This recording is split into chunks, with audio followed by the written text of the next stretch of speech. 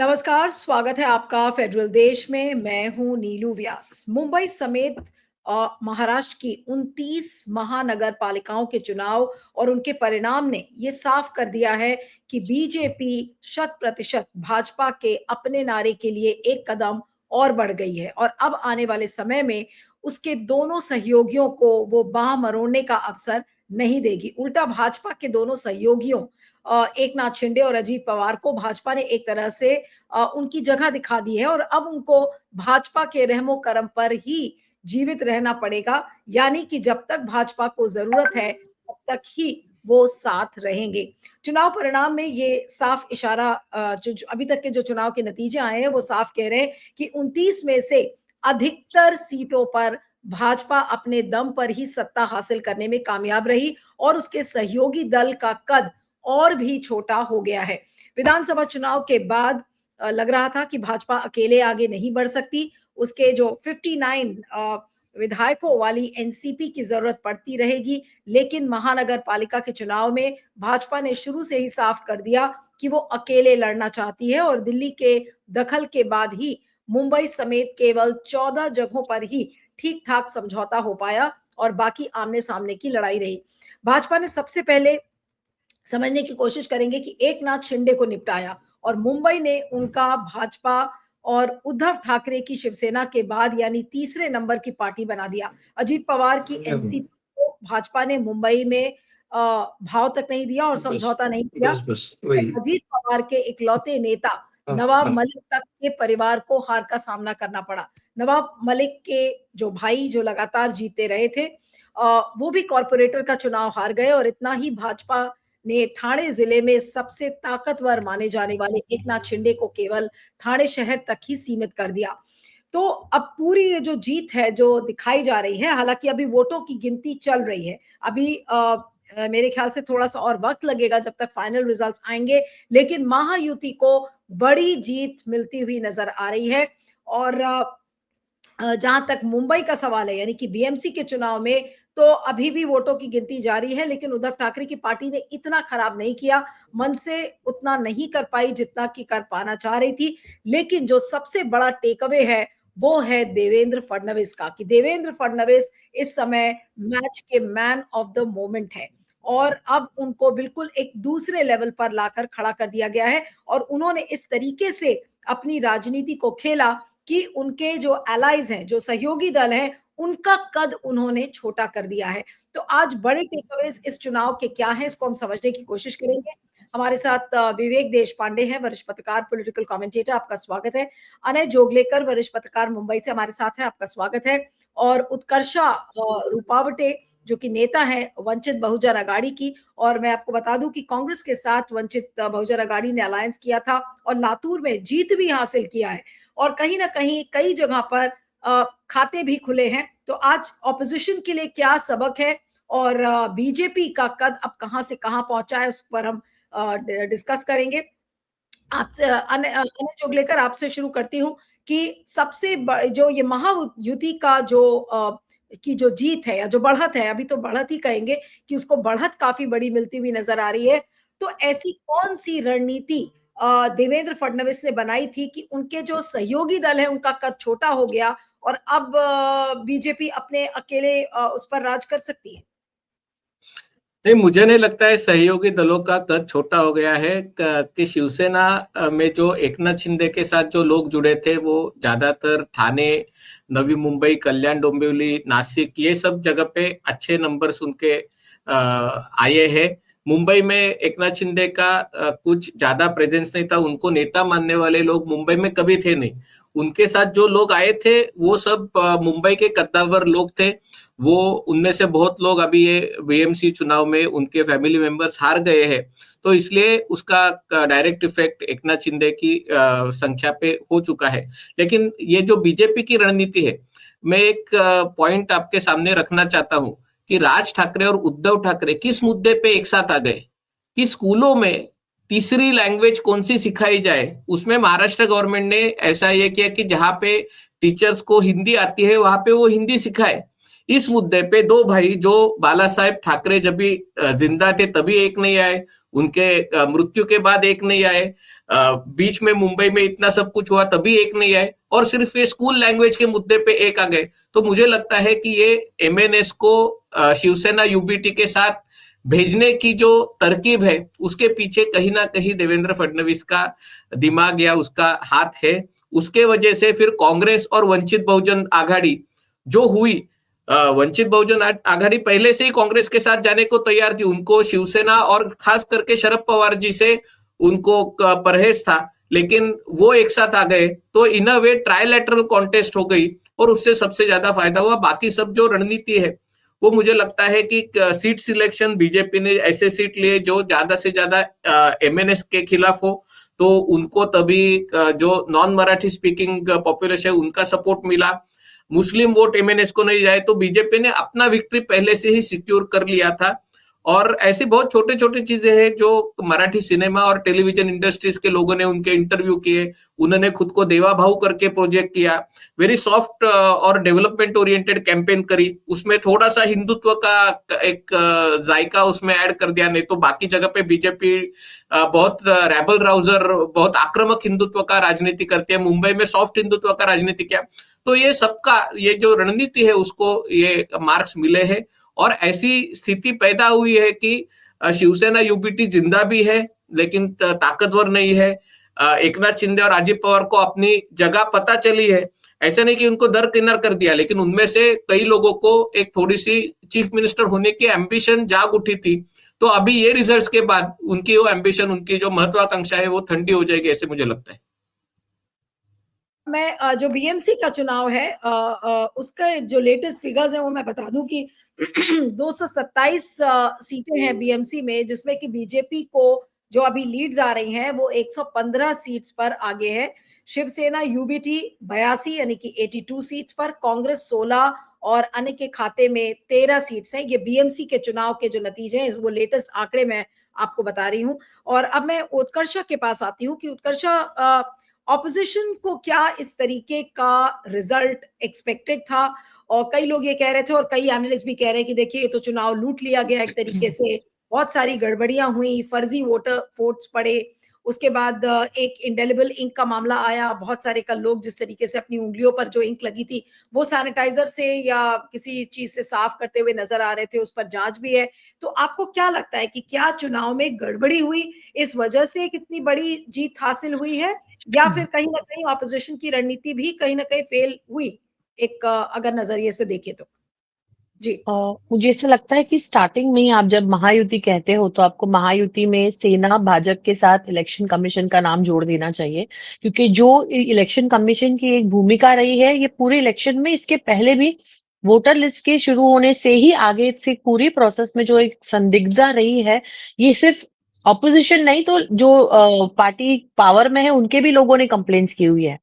ये कहते हुए मैं आगे जाऊंगी और ये कहूंगी कि ऑपोजिशन की पार्टियां खत्म कैसे की जाए, ये एक one point strategy Devendra Fadnavis ji की महाराष्ट्र में रही है। और ऑपोजिशन पार्टीज के साथ ही उनके जो मित्र पक्ष है, उनके जो अलायंस पार्टनर्स है, आप भले आप नकारो इस चीज को, अमेय जी शायद मेरे बात से सहमत नहीं होंगे, लेकिन डेफिनेटली उन्होंने ये ट्राई किया है कि कैसे इन सबको कॉर्नर किया जाए। मैं आपको एक उदाहरण दूंगी कि जो पूना में हुआ है, अब पूना में फ्रेंडली फाइट भी कर सकते थे, लेकिन जिस तरीके का एरोगेंस बीजेपी के नेताओं की तरफ से एक डीसीएम के लिए दिखाया गया, जो भाषा वहां पे यूज करी गई, वापस से सिंचन घोटाले का यहाँ पे उस डिबेट में लाया गया, ये पूरा चीज जो है ये किसी किसी ना किसी तरीके से उसको डिमोरलाइज करने के लिए थी। तो ये डेफिनेट है कि बीजेपी को सिंगल हैंड पावर चाहिए, और वो किसी भी हद तक जाके जिस तरीके का पैसा, पुलिस और यंत्रणा आज इस इलेक्शन में यूज हुई है, इलेक्शन में सिर्फ मुंबई के नहीं सभी इलाकों के इलेक्शन में हुई, वो पहले कभी हमने देखा नहीं है। तो इसी के साथ ऑपोजिशन का जो एक पूरा रोल था, अभी आप सोचेंगे कि शायद ऑपोजिशन साथ में होता तो साथ में लड़ता, लेकिन ऐसे नहीं था, हर एक के एजेंडे अलग थे। जो उद्धव ठाकरे की सेना है और जो मनसे है वो मराठी के आगे जा ही नहीं पाई, इसलिए उनके साथ जाना सब ऑपोजिशन पार्टीज को पॉसिबल नहीं था। हमारा जो वीबीए के लिए तो ये पहला इलेक्शन था, जो हम स्थानिक इलेक्शंस कहते हैं, स्थानिक चुनाव कहते हैं, ये हमारा पहला इलेक्शन था। हमारी पार्टी 2019 18-19 में ही फॉर्म हुई है। तो हमारे हिसाब से हमने एक अच्छी शुरुआत की है, लेकिन जो रिजल्ट्स हमको मुंबई में एक्सपेक्टेड थे, अभी तक रुझान पूरे आए नहीं है, अभी तक भी काउंटिंग शुरू चल रही है। जो रिजल्ट्स हमें मुंबई में एक्सपेक्टेड थे, वो शायद हम कहीं कम पड़ रहे हैं, लेकिन बाकी जगह पे जैसे आपने बताया लातूर हो, नांदेड़ हो, अलग-अलग चीजें जहाँ पे हम देख रहे हैं, वहाँ पे हमने हमारा खाता खोला है। एज एक यूनाइटेड ऑपोजिशन या एक मिली-जुली ऑपोजिशन के तौर पे निश्चित हमें आगे के लिए सोचना पड़ेगा, क्योंकि जो मुद्दे हम मुंबई के लिए या महाराष्ट्र के लिए एक्चुअली मेन स्ट्रीम में लाना चाहते हैं, वो छोड़ के डेवलपमेंट के मुद्दों से हटके बहुत सारी चीज इस बार इलेक्शन में हाईलाइट हुई है, और उस पे हमें कहीं ना कहीं फोकस वापस लाने की जरूरत है एज अ यूनाइटेड ऑपोजिशन। अब मैं विवेक के पास आती हूँ कि विवेक, आपको क्या लग रहा है कि मेन कारण क्या था महायुति को इतनी बड़ी जीत या मैसिव विक्ट्री जिसे कहते हैं, वो मिलती हुई क्यों नजर आ रही है? आखिर ग्राउंड पर देवेंद्र फडणवीस ने ऐसी कौन सी गेम चेंजर पॉलिटिक्स की थी? नीलू, ये तो अपेक्षित था ही। मतलब कोई जो जो पिछले 11-12 साल से केंद्र में और कई राज्यों में सत्ता में है, वो पार्टी, जिस पार्टी के पास किसी जमाने में, मतलब 15 साल पहले, 20 साल पहले केवल 87 करोड़ का इलेक्शन फंड था, आज उनके पास 10,000 करोड़ ऑफिशियली है। अनऑफिशियली तो आप छोड़ ही दीजिए। मतलब जिस तरह से पैसे बांटे गए हैं घर घर में, 5,000 10,000 से लेकर दारू की बोतलें वगैरह सब कुछ, जो मैंने पर्सनली देखा भी है। तो जिस तरह से ह्यूमन रिसोर्सेस इनके पास है, काडर है, सपोर्ट बेस है बहुत, और पैसा है, और institutions of course, election commission वगैरह कंप्लीटली सबसर्विएंट है बीजेपी के लिए। तो इस तरह की बहुत ही असमान धरातल पर जो जब इलेक्शन होता है, तो इस तरह के रिजल्ट आने बहुत लाजमी है। और एक तो ऐसा है कि जिस तरह के हम फिगर्स देखते हैं ओवरऑल, अगर हम नंबर ऑफ कॉर्पोरेशंस की फिगर्स देखेंगे तो आपको बहुत लॉपसाइडेड पिक्चर दिखेगा कि भाई 29 में से लगभग, अभी तो देवेंद्र फडणवीस कह रहे थे, मैंने लेटेस्ट कुछ सुना कि 26 में हम आगे हैं, जबकि मैंने लास्ट जो सुना था वो 21 की बात थी। अगर 26 में भी आगे है तो in terms of number of corporation ये बहुत लॉपसाइडेड दिखता है। लेकिन नंबर ऑफ सीट्स अगर आप देखें, टोटल 2800 सीटें हैं, उसमें से अगर 1300, अभी की टाइम्स ऑफ इंडिया की जो अभी की हेडलाइन है वो यही है कि महायुति विल हैव 25 मेयर्स, यानी कि हाँ, तो 27 में से लगता है कि 25 पर ऑलमोस्ट। ये बिल्कुल एक्सपेक्टेड लाइंस पर ही था, ये मुमकिन था, पहले से ही एक्सपेक्टेड लाइंस पर था। ये 25-26 के करीब उनको मिलेंगे, ऐसा एक्सपेक्टेड था। और मुझे लगता है थोड़ा सा ये जो गवर्नमेंट मशीनरी इनके साथ है, पैसा है, सब है, वो जो इंक वाला मामला है थोड़ा सा ओवरस्टेटेड है, ऐसा मुझे लगता है। क्योंकि अगर आपकी इंक निकल भी जाए तो दोबारा मतदान करना इतना आसान नहीं है। वो इलेक्शन कमीशन ने भी कहा है, मैं उसको बहुत ज्यादा हाइप कर दिया गया है, उतना वो बहुत बड़ा फैक्टर है ऐसा मुझे नहीं लगता है। एनीवे, बट जो बम्बई में हुआ, जो सबसे बड़ा टेक अवे है कि बम्बई में जिस तरह का सक्सेस बीजेपी लेड अलायंस को अपेक्षित था, उतना नहीं मिला है। ये देखना बहुत जरूरी है, क्योंकि हम सोच रहे थे कि करीब 150 के करीब सीटें उनको मिलेगी, लेकिन बीजेपी खुद 100 से ऊपर शायद नहीं जा रही है, अभी भी 100 के नीचे ही है। तो बीजेपी अपने आप बंबई में सत्ता पर नहीं आ सकती। ये आज का एक, अभी तक जो फिगर्स आए उसके बेसिस पे मैं कह रहा हूँ, अगर फिगर्स चेंज हो जाए तो फिर दूसरे तरीके से उसको देखना पड़ेगा। लेकिन अगर यही ट्रेंड कायम रहता है तो स्पष्ट है कि बीजेपी अपने बलबूते पर बॉम्बे म्युनिसिपल कॉर्पोरेशन में अभी भी सत्ता में नहीं आ रही है। और बृहन मुंबई, सॉरी नॉट बॉम्बे, और शिंदे सेना जो है उसको बम्बई के शिवसेना के जो वोटर्स है वो शिंदे सेना को अपनी सेना नहीं मानती, असली सेना नहीं मानती, ये भी सिद्ध हुआ। हालांकि उद्धव ठाकरे और मनसे का जो गेम प्लान था मराठी वाला, वो थोड़ा सा it has come a crop, मतलब वो एन वक्त पे मराठी वाला मुद्दा उन्होंने अपने आप को बहुत मराठी इलेक्टोरेट में सीमित कर दिया। जो उद्धव ठाकरे ने शिवसेना को ब्रॉडबेस किया था और मुस्लिम्स भी अगर उनको वोट कर रहे थे, तो वो ब्रॉड बेसिंग को फिर से एक बार संकुचित करना मराठी के मामले में, ये थोड़ा सा मुझे लगता है गलत स्ट्रेटेजी। उसके बावजूद 70 सीटें अगर उद्धव ठाकरे को मिल रही है तो पिछले बार के मुकाबले वो कुछ 15-20 सीटों से ही नीचे जा रहे। अपेक्षा ये की जा रही थी, जिस तरह के ट्रेंड्स आ रहे थे, कि एकनाथ शिंदे की जो शिवसेना है वो शायद अपस्टेज कर जाए, उद्धव ठाकरे को, लेकिन वो नहीं हुआ। उद्धव ठाकरे की शिवसेना आज भी ताकतवर है, हालांकि वो विनिंग पोजीशन में नहीं, ये बात अलग है, सत्ता से बाहर हो गई ये बात अलग है, लेकिन अभी भी काफी अगर हम रिसोर्सेस की बात करें, हम इंस्टीट्यूशंस की बात करें, हम पावर सेंटर की बात करें, तो कुछ भी उनके पास नहीं है। उसके बावजूद अगर वो 70 सीटें, तो केवल लोगों का प्रेम है, इस वजह से 70 सीटें उनको आ रही है। ये एक इंपॉर्टेंट टेक अवे है। और जैसे अनय जी ने कहा, देवेंद्र फडणवीस की जो लीडरशिप है वो बहुत फिर एक बार सिद्ध हुई है। पंचायत लेवल से लेकर लोकसभा तक उन्होंने अपने आप को सिद्ध किया है। वो पहले बहुत माइल्ड और बहुत ही जेंटल तरीके से पहले 5 साल उन्होंने मुख्यमंत्री पद संभाला। उसके बाद लेकिन उन्होंने जो अपना एक रेबल राउजिंग हिंदुत्व भी उन्होंने अडॉप्ट किया, जो बीजेपी में टॉप में जाने के लिए कंपटीशन में वो बहुत जरूरी है। बीजेपी के सारे टॉप के नेता जो है, मुख्यमंत्री वगैरह, वो इस तरह के कंपटीशन में लगे रहते हैं। देवेंद्र फडणवीस उसमें भी उतर गए और उसमें भी उन्होंने अपने आप को सिद्ध किया कि वो काफी न्यूसेंस वैल्यू उस मामले में भी रखते हैं। तो ये बहुत पॉजिटिव चीज नहीं है, मैं बता रहा हूँ, लेकिन बीजेपी का जो पॉलिटिक्स है इंटरनल, वो जिस तरह से काम करता है, उस बेसिस पर देवेंद्र फडणवीस उस पर भी खरे उतरे। तो एक जमाने में केवल नागपुर में सीमित विदर्भ पृथक विदर्भ राज्य की मांग करने वाले देवेंद्र फडणवीस, और आज एक पैन महाराष्ट्र फिगर बन गए हैं देवेंद्र फडणवीस। देवेंद्र बहुत एलिटिस्ट एक नाम था किसी जमाने में, वहां से वो देवा भाऊ बन गए हैं। और आज मैं बता रहा हूँ आपको, सड़क पर जाते जाते अगर आप किसी पुलिस को पूछेंगे भाई इतना बंदोबस्त क्यों है, तो पुलिस वाला भी कहता है कि देवा भाऊ आ रहे। तो ये जो है देवा भाऊ वाला जो जर्नी है, देवेंद्र से देवा भाऊ वाला, ये बहुत सिग्निफिकेंट है। वो 2029 में अगर बीजेपी में कहीं बदलाव के आसार नजर आएंगे, कोई नया प्रधानमंत्री चुनने की बात आएगी, तो मुझे लगता है बीजेपी में उनसे ज्यादा हर मामले में बीजेपी के क्राइटेरिया में काबिल नेता दूसरा कोई आज तो नहीं है। और उनके पास और 5 साल है अपनी उस पोजीशन को कंसोलिडेट करने के लिए, और मुझे लगता है उसमें वो सक्सेसफुल होंगे।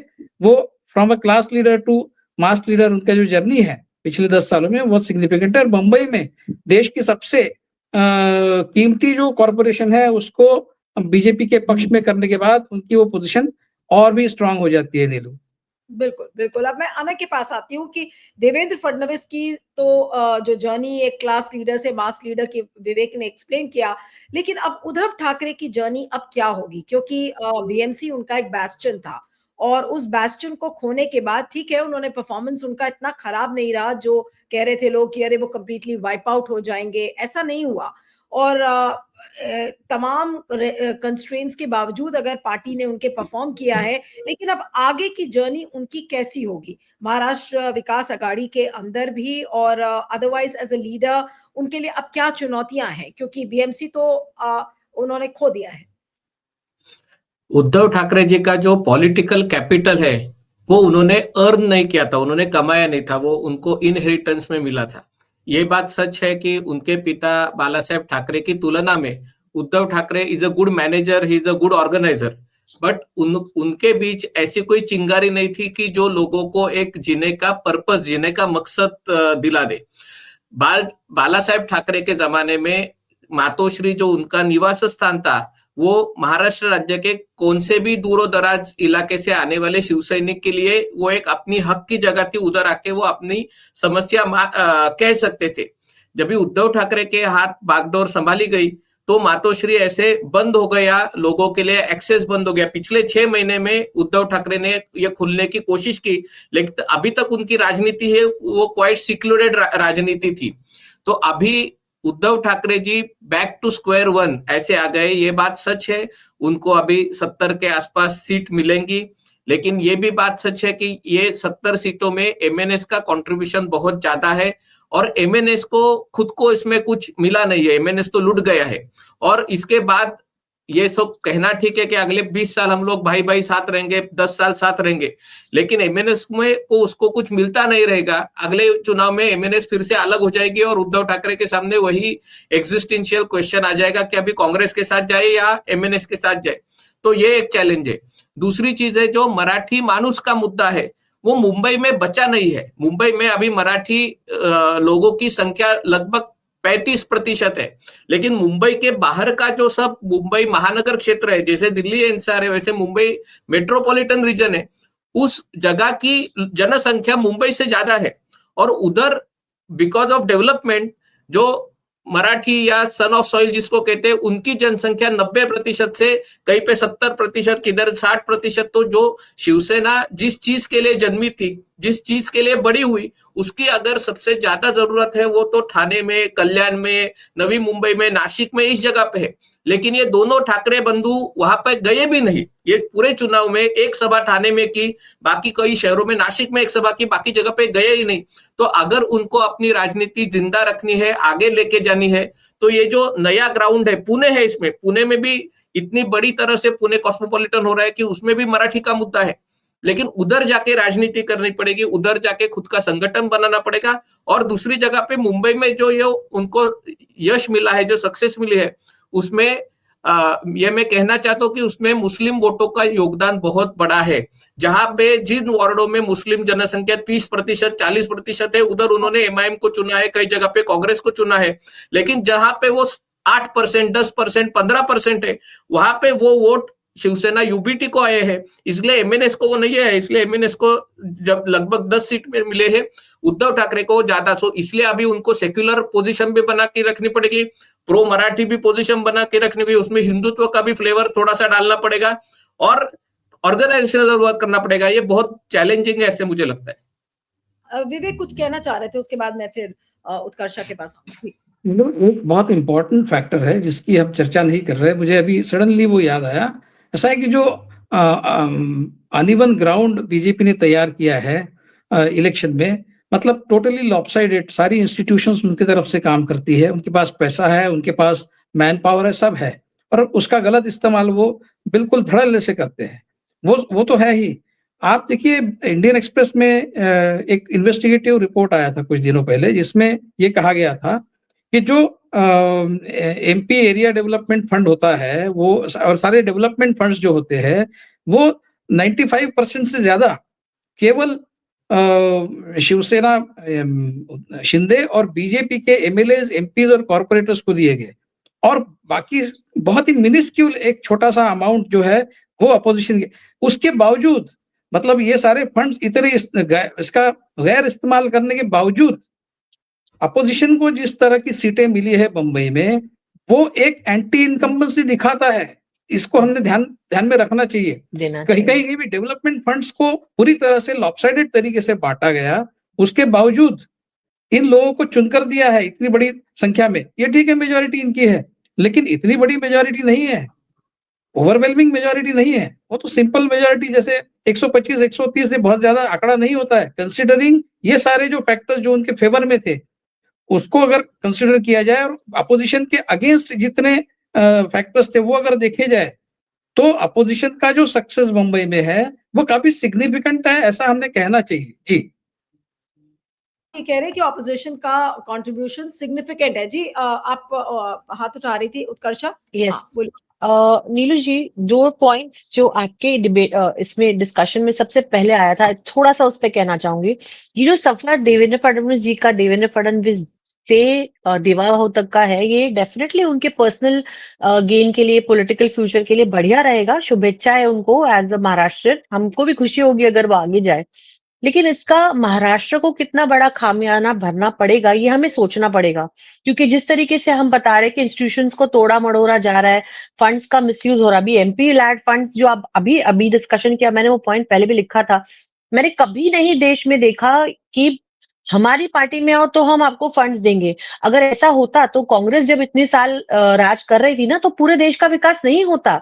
जहां पे ऑपोजिशन थी वहां भी फंड्स गए, जहां पे ऑपोजिशन की सरकारें थी, ऑफ कोर्स आर्म ट्विस्टिंग तभी भी होती थी, लेकिन इस तरीके की नहीं। खुला खुला हम बोल रहे कि अब हमारे पास आओ तो हम फंड देंगे।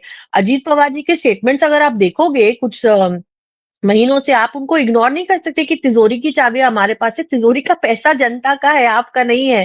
तो ये जो एक डिजेनरेशन हो रहा है ना पॉलिटिक्स का, इसको हमें ध्यान रखना पड़ेगा, क्योंकि महाराष्ट्र की पॉलिटिक्स कभी भी इस तरीके की नहीं थी। भावनिक मुद्दे जो है, मराठी का मुद्दा हमने इसके पहले भी अपने डिस्कशन में लिया था, मराठी का मुद्दा बचा नहीं, भाषा का मुद्दा बचा नहीं, लेकिन मराठी मानुस के जो प्रश्न है ना, जो रोजमर्रा की जिंदगी की तकलीफें वो तो बढ़ रही है, उसके बारे में ये कोई भी बात नहीं कर रहे।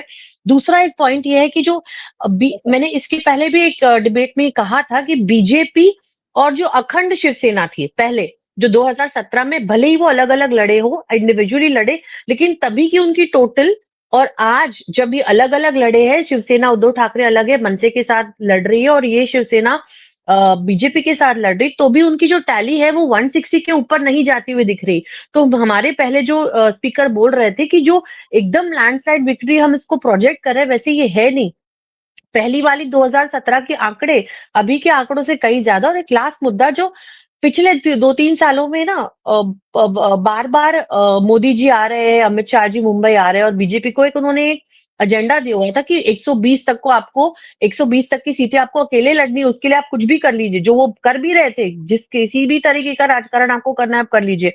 मतलब जिन लोगों पे इन्होंने आरोप लगाए थे घपलों के, घोटालों के, राइट फ्रॉम सिंचन घोटाला टू जो सेना का जो कॉर्पोरेटर था, जो सबसे बड़ा झोलर करके मुंबई में फेमस था, उन सबको उन्होंने साथ में लेके ये इलेक्शन लड़ा है। तो ये जो एजेंडा दिखाते हैं और जो एक्चुअल में करते हैं उसमें बहुत फर्क है।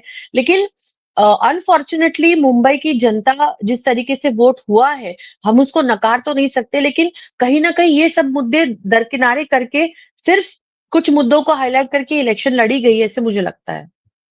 ठीक है। अने कुछ बोलना चाह रहे थे आप जब एक ही मैं मुद्दा में 2 ही मिनट लूंगा। मैं खुद मुंबई में जहां पे रहता हूँ उसका वो बिल्डिंग रीडेवलपमेंट को गया है, 12 साल से वो फंसा है, बहुत लोग इसके बीच में मर गए। ये तो फिर भी हम मिडिल क्लास के थे। और भी मुंबई में अगर देखोगे एक जमाने में 2 लाख टेक्सटाइल वर्कर रहा करते थे, आज कितने बचे हैं? सब मुंबई के बाहर ढकेले गए। किसके रूल में गए? कांग्रेस के रूल में गए। बाद में शिवसेना 25 साल से म्यूनिसिपैलिटी में है, बीडीडी चाल है, कौन रहता है वहां पे? बहुजन समाज के लोग रहते हैं या मराठी निम्न मध्यम वर्गीय लोग रहते हैं? कितने घर बने? बिल्कुल घर नहीं बने। बाकी के अभ्युदय नगर का प्रोजेक्ट है, घाटकोपर का प्रोजेक्ट है। देवेंद्र फडणवीस ने प्रधानमंत्री नरेंद्र मोदी जी जैसी राजनीति नहीं की, वो लाड़की बहन में उसमें की, लेकिन उनका जो अप्रोच है लाइक जो गरीबों तक पहुंचने का, कि वो गरीबों के लिए मैं घर बना देता हूं, और हजारों घर पिछले कुछ सालों में बने हैं। जो डेवलपमेंटल प्रोजेक्ट्स है, मेट्रो है, पहले कहा जाता था कि मेट्रो ये सिर्फ एलिट प्रोजेक्ट है, ज्यादा यूज नहीं करते, लेकिन आप देखिए घाटकोपर अंधेरी लाखों लोग उसका यूज करते हैं। कौन यूज करता है? जो मिडिल क्लास और लोअर मिडिल क्लास ही यूज करता है।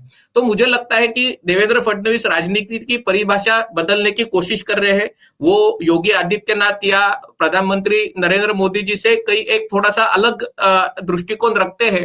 लेकिन मुझे लगता है कि ये जो बाकी की जो चीजें बताई गई, मैं ये बताना चाहता हूं कि ये देश 150 साल ब्रिटिशों के गुलामी रहा था, उससे संघर्ष करके उनको भगा के आजाद हुआ है।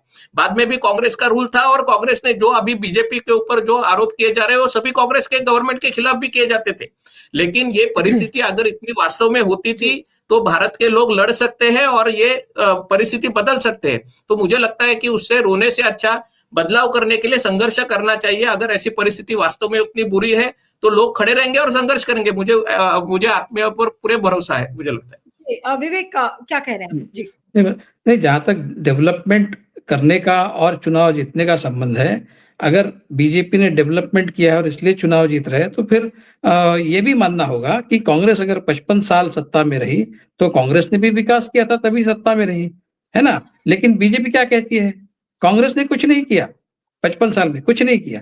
तो ये आर्ग्यूमेंट अगर आपको लागू होता है बीजेपी को, तो वो आर्ग्यूमेंट कांग्रेस को भी लागू होता है। तो मुझे लगता है कि इस तरह की डिबेट का कोई अर्थ नहीं है। जी नहीं, ठीक है। अब अंतिम कमेंट जो अभी तक की तस्वीर है, एक एक छोटा छोटा कमेंट लेके फिर मैं कार्यक्रम को खत्म करूंगी। उत्कर्षा, आपसे शुरू करती हूँ कि अब ऑपोजिशन के लिए क्या सबक है यहाँ के चुनाव के बाद, और खासकर जैसे आपने कांग्रेस के साथ अलायंस किया, क्या इस तरीके के अलायंसेस अब और एक्सपेरिमेंट होंगे, और क्या ये जो महाराष्ट्र का जो ये एक्सपेरिमेंट है ये बाकी राज्यों में भी रेप्लिकेट किया जा सकता है? क्या टेकअवेज हैं आपके हिसाब से और क्या सबक है? जी 2 स्मॉल पॉइंट्स यहाँ करूंगी। एक तो इलेक्शन का जो एक प्रक्रिया होता है वो सिर्फ इलेक्शन के 10 दिन पहले नहीं शुरू होता, वो एक लंबी प्रक्रिया होनी चाहिए। जब किसी मुद्दों पे हम सारी ऑपोजिशन साथ में और फिर ग्रेजुअली हम इलेक्शन की तरफ बढ़े, वो अगर हम करेंगे, जैसे ईवीएम का मुद्दा था जिसपे वंचित बहुजन आघाड़ी ने आवाज उठाया, एक लीगल बैटल हम लोग लड़े और तभी सभी ऑपोजिशन पार्टीज को हमने अपील किया था, लेकिन कोई साथ में नहीं आया।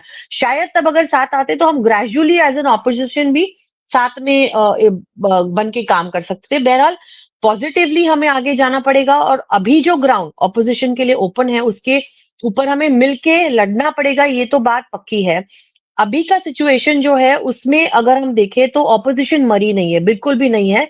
हम मुंबई में भी है, उद्धव बाला ठाकरे के रूप में हो, मनसे के रूप में हो, कांग्रेस के रूप में हो, हम इतर बाकी सभी जगह जहां-जहां मैंने इसके पहले बताया था कि जहां वंचित है, जहां कांग्रेस है, जहां उद्धव सेना ठाकरे लड़ी है, वहां सारी जगह पे ऑपोजिशन है।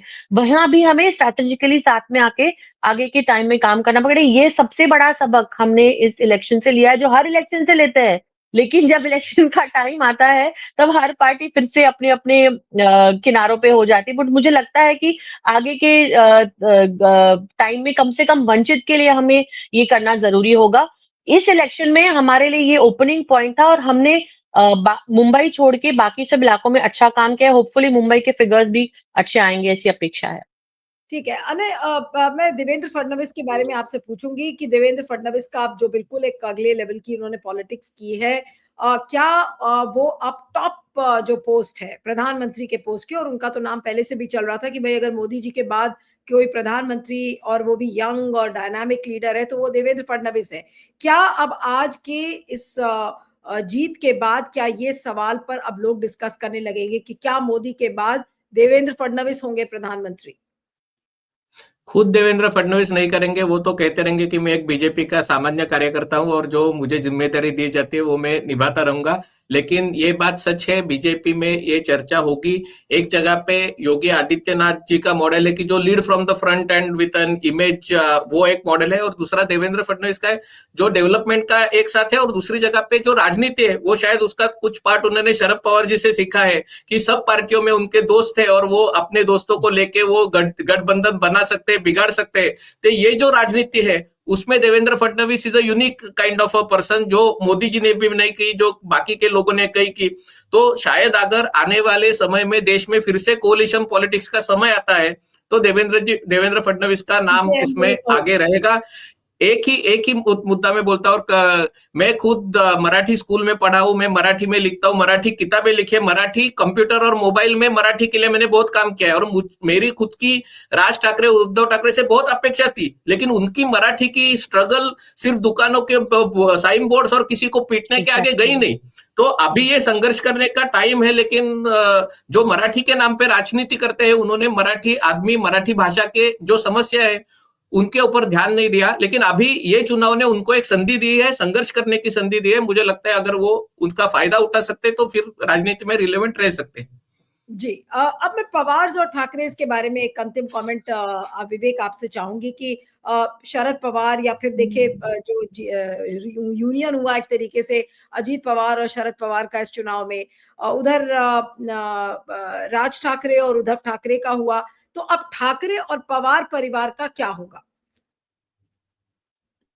जैसा अनय जी ने कहा, मुझे उद्धव ठाकरे और राज ठाकरे का जो अलायंस है वो बहुत ज्यादा लंबा चलेगा ऐसी मेरी अपेक्षा नहीं है। चलना चाहिए उनको, अगर राजनीति में रेलेवेंट रहना है तो वो इकट्ठा रहेंगे, वो ब्रांड ठाकरे बना रहेगा। तो आज जो भी उनको मिला है उससे ज्यादा वो प्राप्त कर सकते हैं, प्रोवाइडेड, जैसे कि अनय जी ने कहा सही है, वो पूरे महाराष्ट्र में उनको घूमना पड़ेगा। देवेंद्र फडणवीस बहुत मेहनत करते हैं, राज ठाकरे और उद्धव ठाकरे की मेहनत बहुत कम पड़ती है, वो बहुत ज्यादा इधर-उधर जाते नहीं है, लोगों के बीच में नहीं जाते, ये बात सच है। तो उसके बावजूद आपको बंबई में इतना अच्छा लोगों ने यश दिया है, वो यश आपको बाकी जगह पे भी मिल सकता है अगर आप वहाँ पर जाते रहे, लोगों से बात करते रहे, आउटरीच करते रहे, ये करना होगा। आपका कॉम्पिटिटर बहुत टफ है और आप मतलब जब सीज़नल पॉलिटिशियन की तरह अगर काम करेंगे, तो आपकी यही स्थिति बनी रहेगी, स्टेटस को बना रहेगा। तो ये करना होगा उनको, और जैसे मैंने कहा कि जनवरी महीने से अगर वो शुरू करते अपनी कोशिश, तो शायद आज वो बहुत ज़्यादा अच्छे स्थिति में होते। तो आखिरी के 1-2 महीने में आप जो भी कर रहे हो, वो उससे कुछ फ़ायदा होने वाला नहीं था, जितना होना था उतना ही हुआ है। और आपने मराठी माणूस तक अपने आप को सीमित रखा, ये भी आपने गलत किया। ब्रॉड बेस करना बहुत ज़रूरी है, और ये सबसे महत्वपूर्ण है। अब जहाँ तक पवार फैमिली का सवाल है, वो तो बहुत ही अजीब, कुछ समझ में ही नहीं आता कि क्या करने वाले हैं। शक तो ये हो रहा है कि शरद पवार और अजीत पवार शायद इकट्ठा आ जाएंगे और बीजेपी के साथ चले जाएंगे। इस तरह का शक भी पैदा होता है, जिस तरह से अदानी का एक मीडिएशन चल रहा है दोनों के बीच में, शक तो यही हो रहा है कि भाई ये शायद बीजेपी के साथ में मिल जाएंगे और शरद पवार भी आखिरकार अपना शस्त्र जो है वो डाल देंगे, कहेंगे कि हो गया, मेरा पॉलिटिक्स खत्म, अभी यहाँ से मुझे आगे नहीं जाना है, जो कुछ भी है वो सुप्रिया और अजीत पवार मिलके करें। और उनको भी, सुप्रिया सुळे को भी एक जगह चाहिए पॉलिटिक्स में, वो जगह केवल अच्छा वो मास लीडर तो है नहीं, सुप्रिया सुळे मास लीडर तो नहीं है, जो शरद पवार का फॉलोइंग है उतना फॉलोइंग उनका तो नहीं है, अजीत पवार उनसे बहुत बेहतर है एक राजनीतिज्ञ के तौर पे। तो अगर सुप्रिया सुळे को सर्वाइव करना है तो शरद पवार के साथ रह के वो सर्वाइव नहीं कर सकती, ये भी स्पष्ट है। तो जो पवार फैमिली है उनको इकट्ठा आकर बीजेपी के साथ जुड़ जाना, ये शायद उनके हित में है, ऐसा उनको कहीं महसूस तो नहीं हो रहा। इस तरह के आसार हमको आज नजर आ रहे हैं, क्या वो होगा मुझे पता नहीं जी, लेकिन शरद पवार इतने अनप्रेडिक्टेबल है, कुछ भी नहीं कहा जा सकता जी। नहीं, आपकी बात और अनय की बात सुनकर लग रहा है कि ये महाराष्ट्र सिविक पोल्स के बाद कुछ ना कुछ इक्वेशंस या समीकरण जरूर बदलेंगे। लेकिन एक छोटा सा सवाल उत्कर्षा से बच जाने के पहले कि इस चुनाव में गड़बड़ियों को लेकर भी बहुत सारी कंप्लेन हुई, कहीं पे बोला गया कि फर्जी वोट पड़े, कहीं पे बोला गया कि चुनावी मशीनें खराब हो गई या जानबूझकर खराब कर दी गई, इंक का मसला था कि स्याही लगाकर और ऐसी स्याही लगाई गई जिसको मिटा दिया गया। ये जो गड़बड़ी वाला एंगल है, ये कितना प्रबल था इस सिविक पोल्स में महाराष्ट्र के आपके हिसाब से? क्योंकि आप डेफिनेटली था क्योंकि हम right from the booth level हम काम कर रहे थे और जहां कहीं ये प्रॉब्लम्स दिखी हमने इसी में रिपोर्ट किया। Give me 2 minutes. एक केस में बताना चाहूंगी, हमने भिवंडी में रिपोर्ट की, 7 लोग थे जो झारखंड से लाए गए थे, उनका यहाँ पे कोई आइडेंटिटी नहीं, कुछ नहीं, सिर्फ फोटो फ्रेज करके उनका आइडेंटिटी बनाया गया, उनको वोटिंग के लिए भेजा गया। हमारे लोगों ने पकड़ा, उनको पुलिस स्टेशन ले गए, पुलिस ने रिपोर्ट दर्ज नहीं कराई, उनका कुछ नहीं हुआ। हमने उनको कहा कि आप रिपोर्ट कराए, बोले आ रहे हो, जब तक हमको कंप्लेन नहीं देगा हम नहीं करेंगे। ऐसे बहुत सारे केसेस रिपोर्टेड है। डेड पीपल जो मर चुके हैं बेचारे, उनको भी उन्होंने छोड़ा नहीं है, जाके फेक वोटिंग वहां भी कराई है। इनका जो मसला है, शायद आप लोगों को नहीं हुआ होगा वो प्रॉब्लम मे बी, लेकिन कॉमन मैन जो हमारे पार्टी के वर्कर नहीं, किसी पार्टी के वर्कर नहीं, उन्होंने तक वीडियोस दिखाए कि कैसे इंक यहाँ पे पहुंची गई है। जो वोटर लिस्ट में धांधली हुई है, पूरा का पूरा वोटर लिस्ट इस वार्ड से उठा के उस वार्ड में फेंका गया है। मंत्री है, मंत्री नाइक जी आपके नवी मुंबई के, उनका मतदान खुद का 3 घंटे वो घूमते रहे, एक मंत्री लेवल का आदमी। इस तरह की धांधली बहुत बड़े तादाद पे हुए। आज मैं बता रही हूँ, अभी तक अगर आप टीवी उठा के देखोगे, रूपाली ठोंबरे जो पुणे की नगर सेविका है, वो राष्ट्रवादी अजीत पवार गट की है, तो वो भाजपा की नहीं है ना ऑपोजिशन की, वो तो एक्चुअली सत्ता पार्टी की है। वो आज वहां पे बता रही है कि जो लिस्ट उनकी ईवीएम मशीन्स की दी गई थी, जो उनकी वोटिंग हुई थी, और जो लिस्ट आज ईवीएम मशीन्स खुली है, वो मशीन के नंबर मैच नहीं हो रहे। तो ये ऐसे बहुत बड़े तादाद पे हुआ है और डेफिनेटली इसका जो एक प्रॉफिट है या इसका जो एक फायदा है, ये जो सत्ताधारी पक्ष है उसको मिला है, मुझे ऐसा लगता है जी। मैं अपना उदाहरण बताऊंगा, ये लो अपना उदाहरण बताऊंगा। मेरे यहाँ मेरा और मेरी पत्नी का जो वोट है, हम एक घर में रहते हैं, मेरा वोट मेरे प्रभाग में नहीं था, दूसरे प्रभाग में था, और मेरी पत्नी का वोट मेरे प्रभाग में था। अब इसको कैसे एक्सप्लेन किया है आपने? ऐसे मतलब ये इस तरह का डिवीजन कैसे हो सकता है वोटर लिस्ट में कि मैं दूसरे प्रभाग, जिस प्रभाग का व्यक्ति मेरे लिए काम करने ही वाला नहीं है, मैं उसको वोट कर रहा हूँ। तो ऐसा मेरे साथ ही नहीं, ऐसा बहुत हजारों लोगों के साथ हुआ है। बहुत सारा। चलिए, बहुत सारे सवाल हैं, लेकिन समीकरण भी बहुत सारे बदलेंगे इस मुंबई सिविक पोल्स के बाद। अब देखना होगा कि कौन क्या क्या कैसे कैसे करता है, अपनी गोटियों को कैसे बिठाता है। आप सभी का बहुत बहुत शुक्रिया। Utkarsha, Anay Joglekar, Vivek, thank you so much. Thank you. Thank you.